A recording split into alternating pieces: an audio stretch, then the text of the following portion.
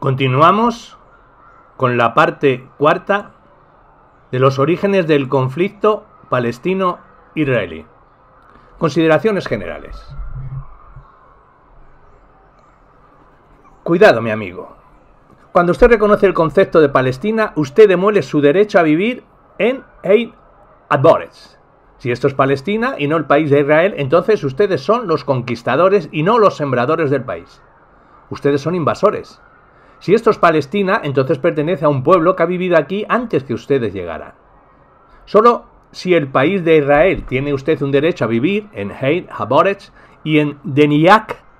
Si este no es su país, su patria, el país de sus antepasados y de sus hijos, entonces, ¿qué está haciendo aquí? Usted vino a la patria de otro pueblo, como ellos dicen. Usted los expulsó y les ha quitado su tierra.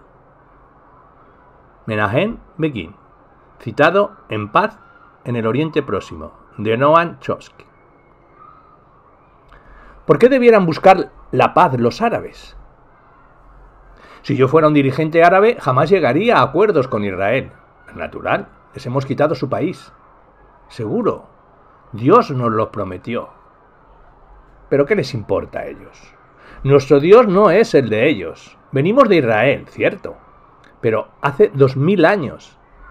¿Y qué tiene que ver con ellos? Ha habido antisemitismo, los nazis, Hitler, Auschwitz. ¿Pero fue culpa de ellos? Ellos solo ven una cosa. Vinimos aquí y les robamos su país. ¿Por qué debieran aceptarlo?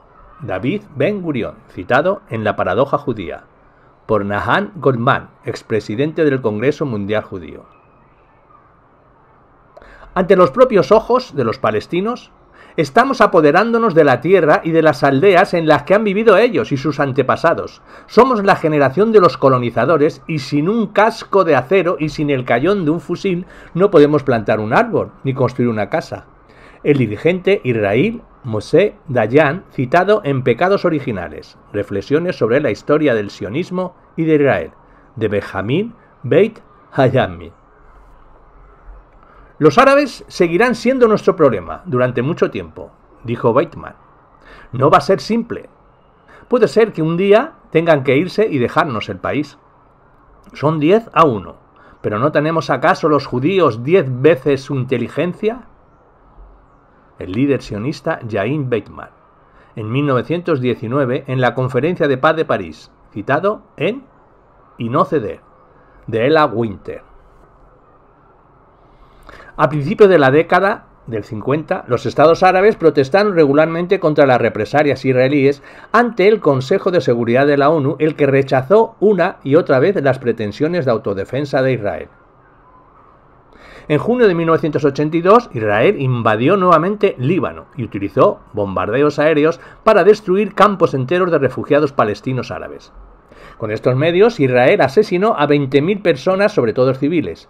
Israel arguyó autodefensa para esta invasión, pero la falta de ataques de la OLP dentro de Israel durante el año previo hizo dudosa esa pretensión. El Consejo de Seguridad de la ONU exigió que Israel retire todas sus fuerzas militares inmediata e incondicionalmente, según las fronteras internacionalmente reconocidas de Líbano.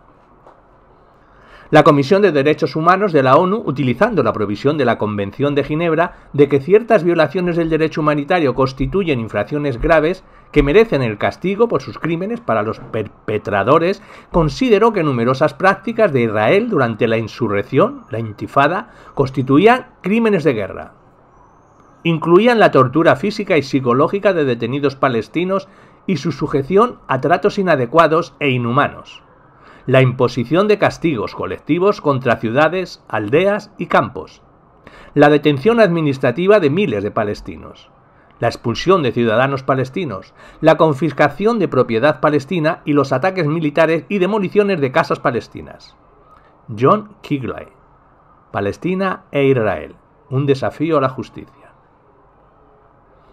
Desde los años 70 hasta la decisión en 1999 de la Corte Suprema israelí prohibiendo, teóricamente, la tortura durante interrogatorios, cientos de miles de palestinos fueron sometidos a tratos inhumanos en las prisiones israelíes. Las dos principales agencias de interrogatorios en los territorios ocupados usan un modelo sistemático de maltrato y tortura, según las definiciones internacionalmente reconocidas de dichos términos.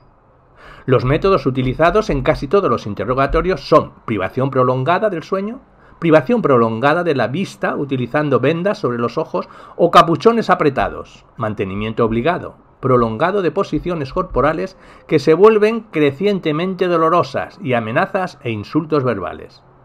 Estos métodos son combinados casi siempre con alguno de los siguientes abusos: confinamiento en espacios pequeños, similares a armarios, exposición a temperaturas extremas, como habitaciones deliberadamente enfriadas, privación prolongada de servicios higiénicos y de limpieza, y trato denigrante.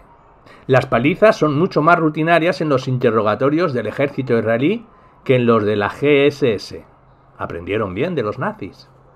16 de 19 detenidos que entrevistamos, detenidos entre 1992 y 1994, informaron que habían sido atacados en la sala de interrogatorios. Las palizas y los golpes se dirigían a la garganta, los testículos y el estómago. Algunos fueron repetidamente asfixiados, a otros se les golpeaban las cabezas contra los muros.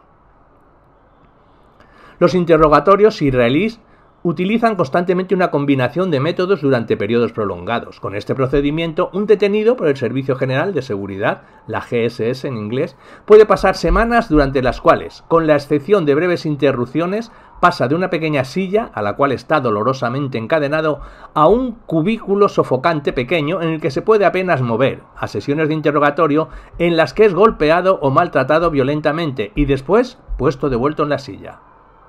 El uso intensivo, continuo y combinado de estos métodos inflige el severo sufrimiento mental o físico que es el núcleo de las definiciones internacionalmente aceptadas de tortura.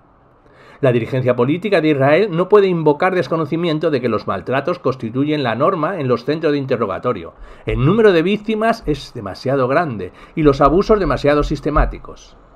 Del informe de 1994 de Human Rights Watch. Tortura y maltratos. Los interrogatorios israelíes de palestinos de los territorios ocupados. Amnistía Internacional también observó que cuando son procesados, la mayor parte de los detenidos palestinos arrestados por ofensas terroristas y torturados por el Shin Bet, los Servicios Generales de Seguridad, han sido acusados de ofensas tales como membresía en asociaciones ilegales o lanzamiento de piedras. También han incluido presos de la conciencia, tales como detenidos solo por levantar una bandera. En un punto relacionado, al columnista de Haaretz, Batschild, señalaba que no hay ni un solo caso registrado en el que uso de tortura por Shin Bet haya sido motivado por una situación que involucre una bomba de explosión inminente. En todos los casos en que un palestino presentara quejas formales por tortura, el Shin Bet justificó su uso con el fin de extraer una confesión de algo que ya había sucedido, no por algo de inminente que ocurrencia. Norman Finkelstein, La grandeza y la decadencia de Palestina. Bill Selman estima que el GSS interroga anualmente entre 1.000 y 1.500 palestinos. En 1998. Aproximadamente 85% de ellos, por lo menos 850 personas al año, son torturados durante el interrogatorio. El Comité de la ONU contra la Tortura llegó a una conclusión inequívoca. Los métodos de interrogatorio utilizados en las prisiones israelíes constituyen desde el punto de vista del Comité infracciones al artículo 16 y también constituyen tortura tal como es definida en el artículo 1 de la Convención. Como Estado partícipe en la Convención contra la Tortura se le prohíbe alegar circunstancias excepcionales ante el Comité. La prohibición de la tortura es por ello absoluta y ninguna circunstancia excepcional puede justificar su incumplimiento. Informe de Bertelsmann de 1998 del Centro Israelí de Información para los Derechos Humanos en los Territorios Ocupados. Tortura rutinaria. Métodos de interrogatorio del Servicio General de Seguridad. Evidentemente, no hay necesidad de justificar el sueño sionista, el deseo de alivio del sufrimiento judío. El problema con el sionismo comienza cuando toca tierra, por así decir, en Palestina. Lo que tiene que ser justificado en la injusticia a los palestinos causada por el sionismo, la desposesión y la conversión de todo un pueblo en víctima. Aquí hay una clara infamia, la cual les crea su necesidad de justificación. Por ejemplo, el argumento de la herencia. El objetivo del sionismo es la restauración de una soberanía judía a sus estatus de hace 2000 años. El sionismo no aboga por una revisión general del mundo de la misma manera. No aboga por la restauración del Imperio Romano. Además, los palestinos han reivindicado su descendencia de los antiguos habitantes de Palestina, de hace 3000 años. El sufrimiento judío como justificación fue fácil hacer que los palestinos pagaran por 2000 años de persecución. Los palestinos que han sentido el poder enorme de esta venganza no han sido los opresores históricos de los judíos. No han sido ellos quienes pusieron a los judíos en guetos y los obligaron a portar estrellas amarillas. No planificaron holocaustos, pero tenían un defecto. Estaban débiles e indefensos ante cualquier potencia militar real, así que eran las víctimas ideales para una revancha abstracta. El antisemitismo como justificación, a diferencia de la situación de los judíos perseguidos por ser judíos, los israelíes estaban en guerra con el mundo árabe porque han cometido el pecado del colonialismo, no por su identidad judía.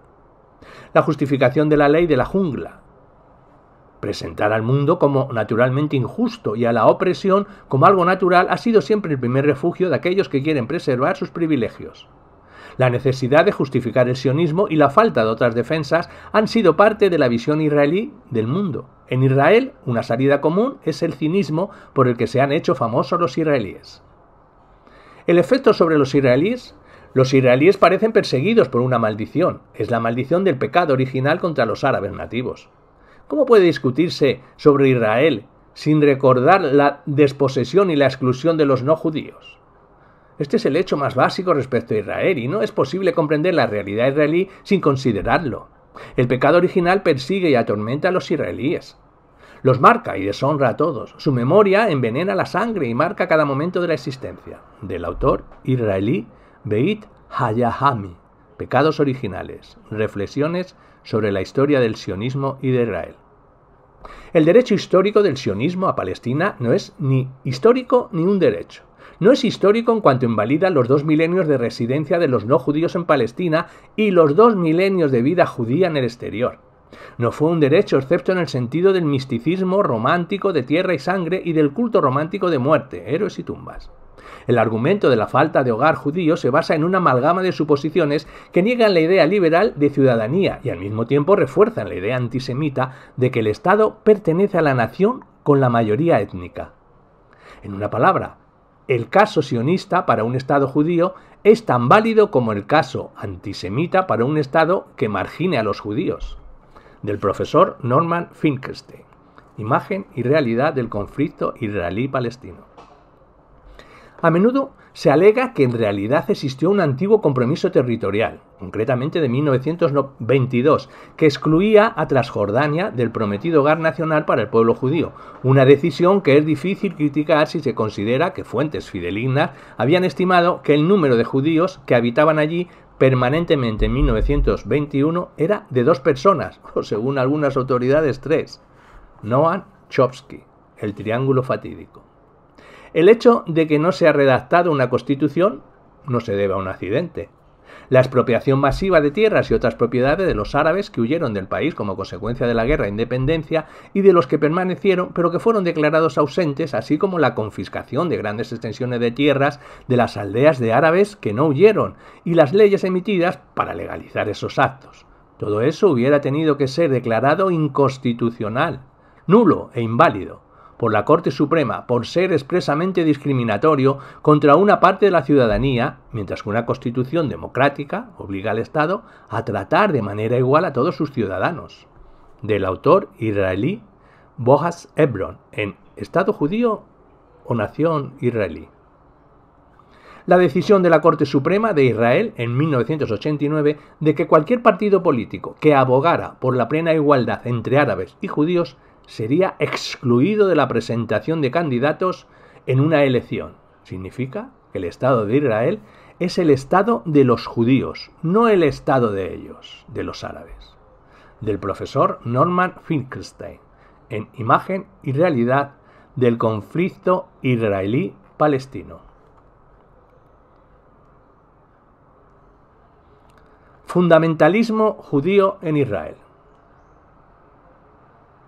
El ala fundamentalista de la región judía, aunque por cierto no es representativa del judaísmo en su conjunto, tiene influencia en Israel y constituye la base ideológica del movimiento de colonos en Cisjordania y en Gaza, con la excepción de la Gran Jerusalén, donde muchos judíos seculares se han mudado para obtener viviendas baratas subvencionadas.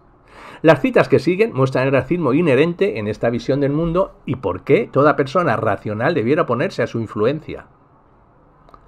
El Talmud dice que existen dos tipos contrarios de almas. Un alma no judía, que proviene de las esferas satánicas, mientras que el alma judía proviene de la santidad. El rabino Kook, el Viejo, el padre reverenciado de la tendencia mesiánica del fundamentalismo judío, dijo: la diferencia entre un alma judía y las almas de los no judíos es mayor y más profunda que la diferencia entre el alma humana y las almas del ganado. Israel Sahat y Norton Medvisky, en Fundamentalismo Judío en Israel. Los rabinos de Gush Emunit han reiterado continuamente que los judíos que matan árabes no debieran ser castigados. ¡Wow! Basándose en el código de Maimónides y Alaska. El rabino Ariel declaró: un judío que mata a un no judío está exento de ser juzgado por humanos y no ha violado la prohibición religiosa del asesinato. La trascendencia de esto es de un impacto máximo si se considera el amplio apoyo, tanto directo como indirecto, del que goza Gush Emunin. Aproximadamente la mitad de la población judía de Israel apoya a Gush Emunin, Israel Sahat y Norton Medvisky en el fundamentalismo judío en Israel. Argumentan que lo que parece ser la confiscación de tierra de propiedad árabe para el subsiguiente asentamiento de judíos no es un acto de robo, sino un acto de santificación.